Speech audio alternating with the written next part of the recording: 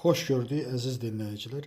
Bilirsiniz ki, İsrailin Hizbullaha qarşı hücumları məhz Sinvar hərəkatından sonra gücləndi və Hizbullaha qarşı çox böyük zərbələr vuruldu. İstər Pager əməliyyatı olsun, istərsə də 3 dəfə rəhbərinin tam dalbadal öldürülməsindən sonra Hizbullah kifayət qədər zəiflədi və bu günlərdə isə məhz dünən keçən gecə yenidən İsrail qüvvələri Beyrutda Hizbullahın baş qərargah rəisi Əbu Əli Təbtəbaini məhv etdiyini bildirdi və bunu da digər kanallarda təsdiqlədilər. Çox maraqlıdır ki, həm də dünənləri İranın Kəşfiyyat İdarəsinin rəhbəri Seyid İsmail Xətib bildirib ki, Ağay Xamneyə qarşı böyük sui-qəsd gözlənilir və sui-qəsdlə bərabər böyük hücumlar gözlənilir. Biz bunu bu formada görürük deyə açıqlama verib. Bilirsiniz, əlbəttə İran rəhbərliyi həmişə təhlükə altındaydı. Məhz 12 gün zərbəsindən sonra da Ağay Xamneyi bunkerdən qırağa çıxmamışdı.